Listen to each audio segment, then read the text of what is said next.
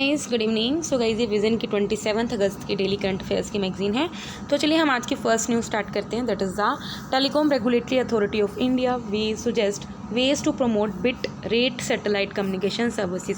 तो गाइज़ मैं आपसे पहले एक बात शेयर करना चाहती हूँ। देखो नो डाउट मुझे मानती हूँ, आप लोग बोलते हो कि मैम थोड़ा डीप में पढ़ाओ। देखो सबसे पहली बात क्या है कि जो मैगज़ीन है बहुत बड़ी हो चुकी है। पहले 2 पेजेस की आती थी, अब 4 पेजेस की आती है। और रही डीप की बात, तो यार अगर आप डेली अगर वीडियो पढ़ोगे ना तो आपको विद इन फ्यू डेज आपको क्या हो जाएगा, चीज़ों को आप समझ सकते हो, कनेक्ट करने लगोगे। तो आपको जो लगता है ना डीप में पढ़ाओ वो आपकी जो प्रॉब्लम है वो एड्रेस हो जाएगी। फाइन, क्योंकि अगर आप जितना भी डीप में पढ़ोगे तो आपके जो डाउट्स हैं वो आते रहेंगे। तो उसके लिए आपको एक बेसिक नॉलेज होनी चाहिए। अगर किसी बच्चे ने अभी नई तैयारी करनी शुरू की है तो उसके कंसेप्ट अभी नहीं क्लियर है, ये उसको भी पता है, तो कोई बड़ी बात नहीं है। इसका मतलब ये नहीं कि हमें करंट अफेयर्स छोड़ने, नहीं, हमें करंट अफेयर्स बिल्कुल नहीं छोड़ने। मैं हमेशा बोलती हूँ, मैंने खुद जब स्टार्ट करी थी मेरे को बिल्कुल भी समझ नहीं आती थी। मैं मंथली करंट अफेयर्स करती थी, तब मेरे को विज़न डेली देता भी नहीं था। फाइन, तो उन्होंने 2020 में स्टार्टिंग में देना लगा है विज़न डेली, उससे पहले मंथली करता था। बिल्कुल भी नहीं समझ में आती थी। मैं खुद किसी के लेक्चर सुनती थी मंथली के, पहले 3-4 महीने मुझे बिल्कुल समझ नहीं आता था, लेकिन विद टाइम मैं खुद पढ़ने भी लगी और आपको पढ़ाने भी लगी। तो है ये ईजी, बस यही है कि पढ़ते रहो जितना मिल रहा है, और अगर कुछ नहीं समझ तो गूगल करो, ठीक है। तो चलिए हम आज की फर्स्ट न्यूज़ स्टार्ट करते हैं। अभी क्या है, telecom regulatory authority of India उन्होंने कुछ रिकमेंडेशन रिलीज़ करी है कि किस तरह से आप जो सैटेलाइट बेस्ड कनेक्टिविटी आपको प्रोवाइड करेंगे, तो उसके लिए जो लाइसेंस फ्रेमवर्क क्या होना चाहिए for low bit rate application. अभी लो बिट रेट एप्लीकेशंस और जो इंटरनेट ऑफ थिंग्स हैं, ये इफेक्टिवली क्या करेंगे, सिग्नल को ट्रांसफॉर्म करेंगी विद मिनिमम लॉस। मतलब कि आपके पास सिग्नल आ रहा है, टेलीकॉम रेगुलेटरीज कौन कौन है, जैसे जो आपको टेलीफोन कंपनीज आपको मतलब कि प्रोवाइड करते हैं, जैसे रिलायंस हो गया, जियो हो गया, ये एयरटेल हो गया, वोडाफोन, ये सब टेलीकॉम के अंडर आती हैं। फाइन, इसके अलावा ये क्या करती हैं, अब आपके पास इंटरनेट आता है तो उसके आपको सिग्नल चाहिए, तो जब सिग्नल ट्रांसफ़र होते हैं अब वो सैटेलाइट के थ्रू आएंगे, तो वो ये इसलिए करना चाह रहा है ताकि लॉसेस मिनिमम हो।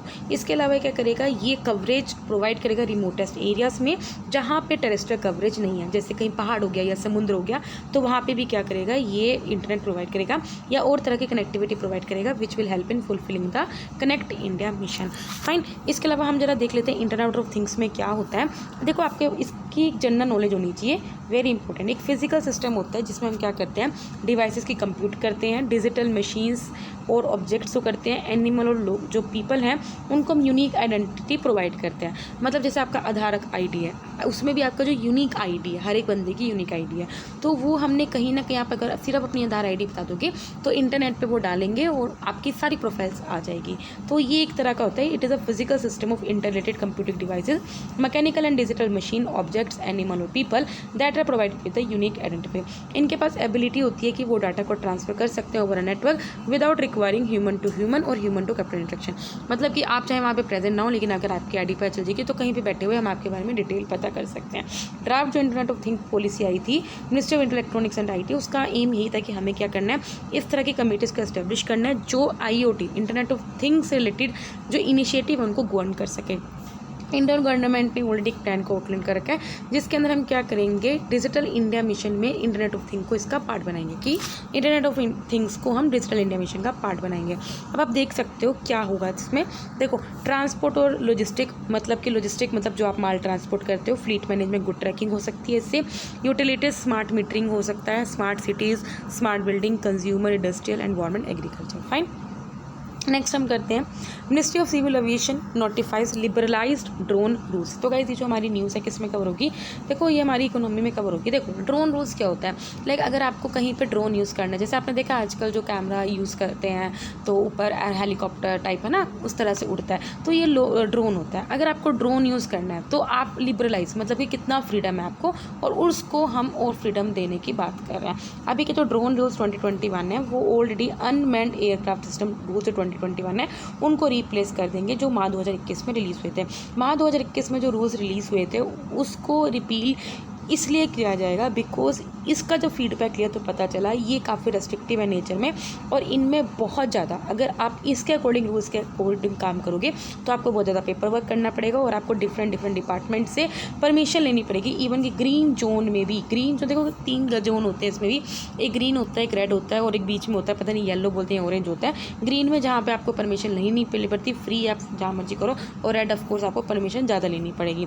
की प्रोविजंस क्या है? सबसे पहले क्या होगा, इसमें हम क्या करेंगे, जो अप्रूवल्स को रिमूव करेंगे, मतलब कि अगर आपको ड्रोन यूज़ करना है और आपको अप्रूवल लेना होगा बार बार, तो उस अप्रूवल को रिमूव करेंगे, including unique authorisation number, unique prototype identification number.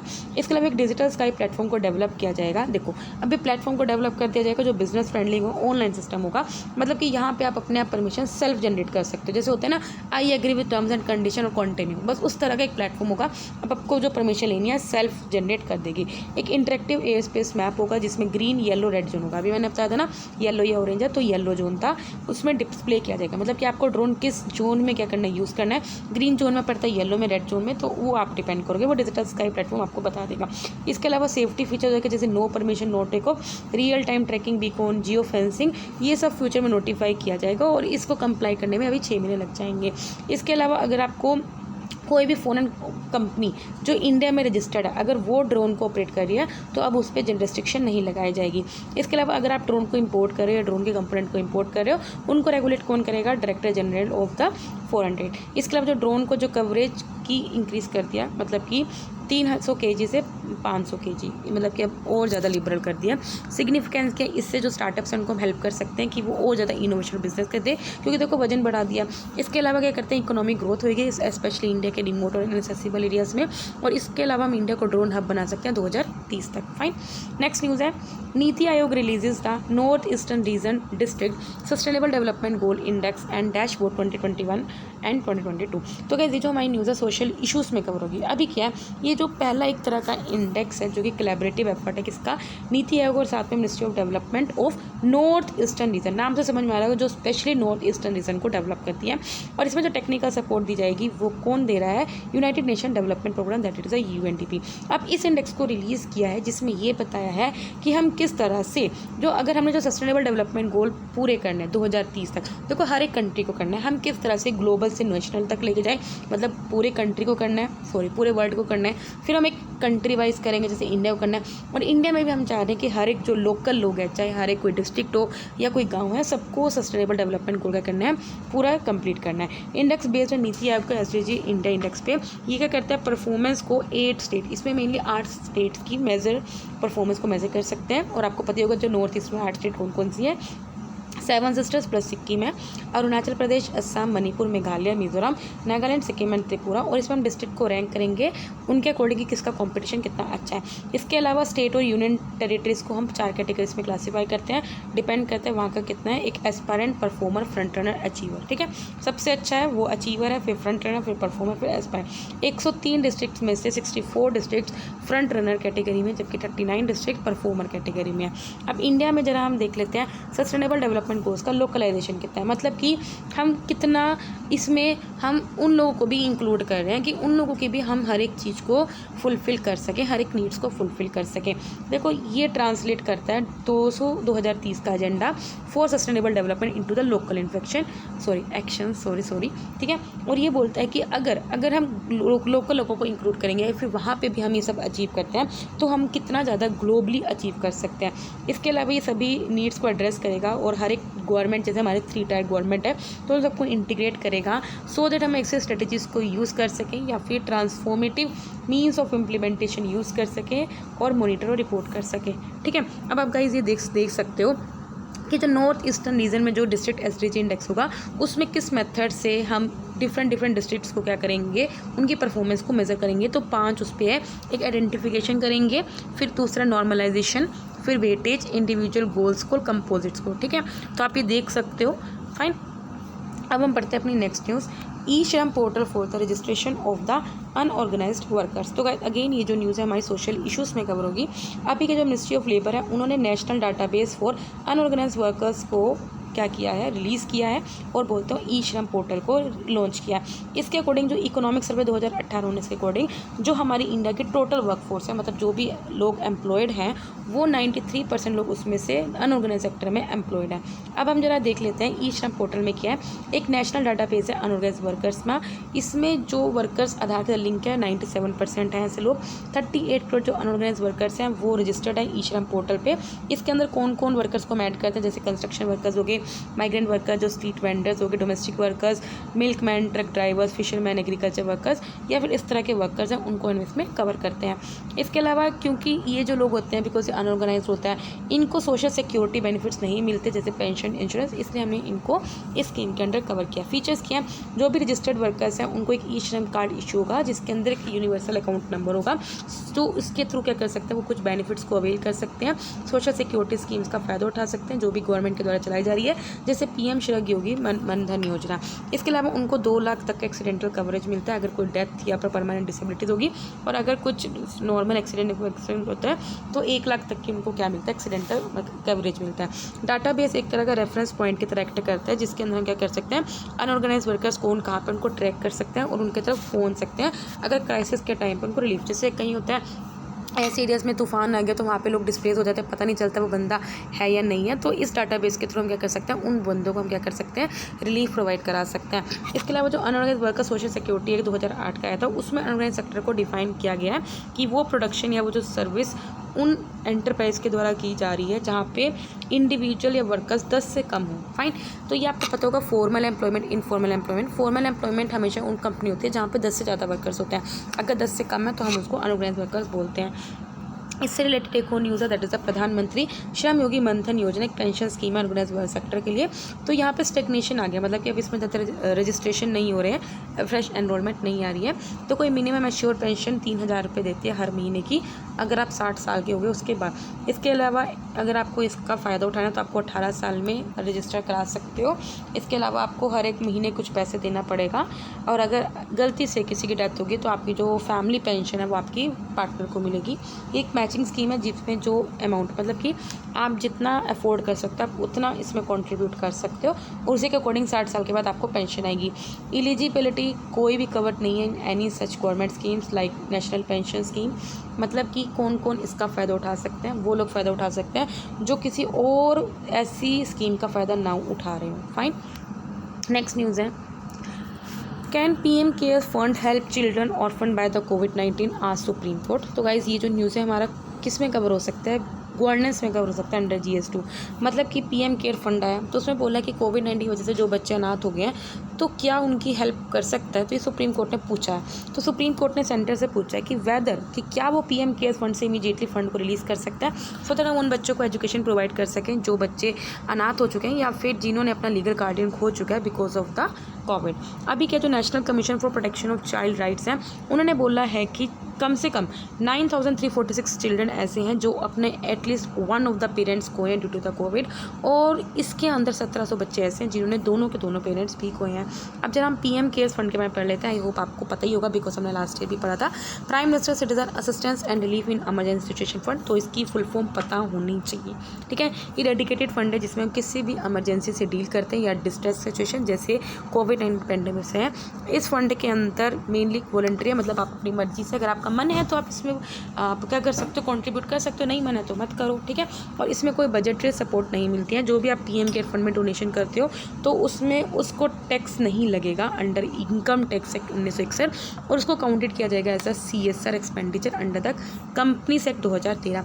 इसके अलावा इसके जो चेयरमैन है वो हमारे प्रधानमंत्री जी हैं, और जो ministry of defence, ministry of home affairs और जो मिनिस्ट्री ऑफ फाइनेंस हैं वो इसके ट्रस्टी हैं। अब मेजर्स क्या लिए गए हैं, हम क्यों ऐसा चाह रहे हैं, देखो PM cares for children scheme को लॉन्च किया गया था सो दैट हम कोविड की वजह से जो बच्चे इफेक्ट हुए हैं उनको सपोर्ट प्रोवाइड कर सकें, एम्पावर कर सकें। इसके अलावा ministry of women and child development की कुछ गाइडलाइंस आई थी जिसके अंदर हमने क्या करना है, उन बच्चों को पहले बात आइडेंटिफाई करना है कि किसके माता पिता मतलब कि खोए गए हैं, इन सबको हम आइडेंटिफाई करेंगे।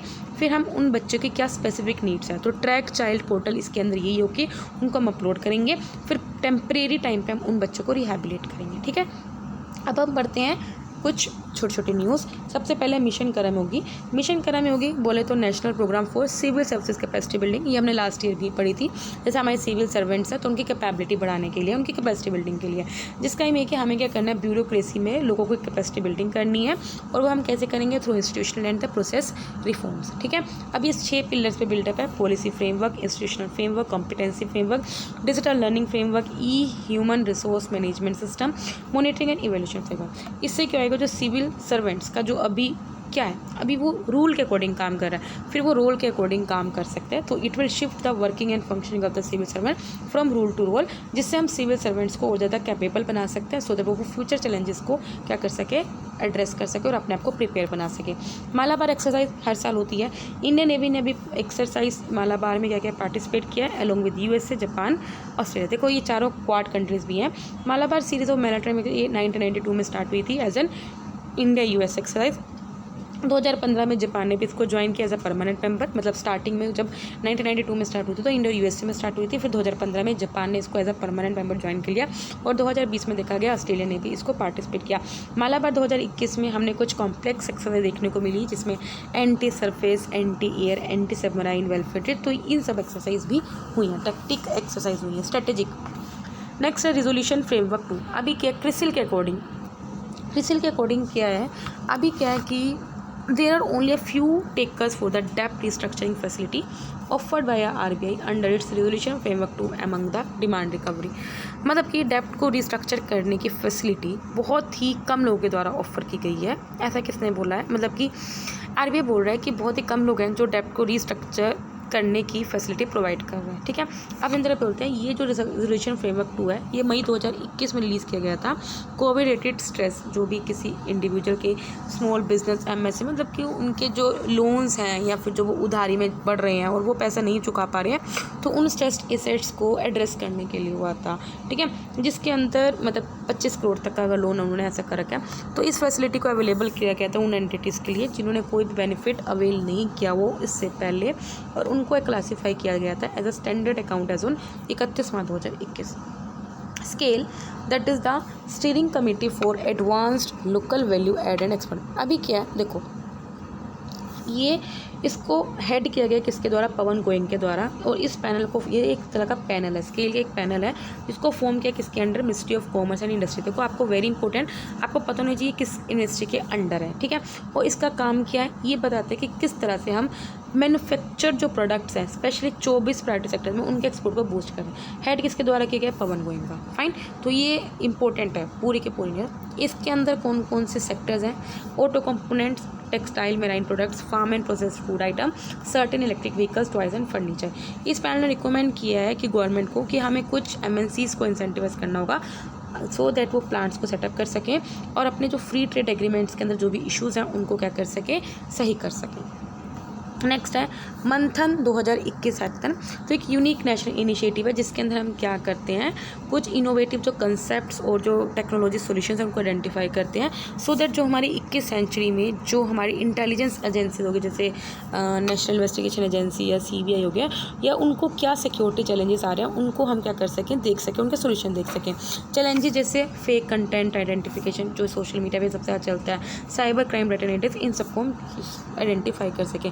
इसको ऑर्गेनाइज किया जाता है किसके द्वारा, very important again, BPRD, that is the bureau of police research and development, किसके अंडर है, again very important, ministry of home affair, और किसके साथ कोऑर्डिनेट करके, innovation cell of ministry of education और AICTE। ठीक है, तो अगेन ये जो गाइस जो छोटी छोटी न्यूज़ है ना, एक्चुअल में सबसे ज़्यादा इंपॉर्टेंट यही होती है। ज़ीरो लिक्विड डिस्चार्ज, अभी क्या वर्ल्ड वाटर वीक 2021 बनाया जा रहा है, तो जिसमें national mission for clean Ganga ने एक सेशन होस्ट किया है जीरो लिक्विड डिस्चार्ज सिटीज़ में। जीरो लिक्विड डिस्चार्ज सिटीज़ एक तरह का अप्रोच होगी जिसके अंदर हम क्या करेंगे, वाटर को रिकवर करेंगे, सब पूरे वाटर को रिकवर करेंगे, वाटर को ट्रीट करेंगे और कंटेमिनेंट्स को बहुत रिड्यूस करके सॉलिड वेस्ट में हम क्या करेंगे, मतलब बहुत ही कम वेस्ट, निग्लिजिबल वेस्ट प्रोड्यूस करेंगे। फोकस इसमें ये कि हम वेस्ट वाटर को रिड्यूस कर सकें इकोनॉमिकली और ज़्यादा ज़्यादा क्लीन वाटर प्रोड्यूस कर सकें जो रीयूज़ के लिए सूटेबल हो, जैसे इरिगेशन। इसके अलावा हम क्या करेंगे, advanced waste water desalination treatment technologies इनको एम्प्लॉय करेंगे सो दैट हम अपने वेस्ट वाटर को प्यूरीफाई कर सकें, रिसाइकिल कर सकें। नेक्स्ट है सोन घरियाल। अभी क्या है, इलीगल सैंड मतलब कि जो लोग कैप्चर करते हैं या वाटर फ्लो अनइवन जो हो रहा है डैम्स कंस्ट्रक्शन की वजह से या जो इलीगल कंस्ट्रक्शन हो रहे हैं उसकी वजह से सोन घरियाल वाइल्ड लाइफ सेंचुरी जो कि मध्य प्रदेश में है, वहाँ पे घरियाल की जो पॉपुलेशन है वो डिक्लाइन देखने को मिली है। घरियाल का जो नाम है वो घरा से पड़ा और ये एक इंडियन वर्ल्ड ऑफ पोर्ट है बिकॉज ऑफ अ बुलबुस स्नॉब, ठीक है, और ये स्नाउट के प्रेजेंट होता है। इसका जो भाई वेरी इंपॉर्टेंट है IUCN में शेड्यूल 1 ऑफ WP एक्ट में है और IUCN रेड लिस्ट में क्रिटिकली एंडेंजर्ड है।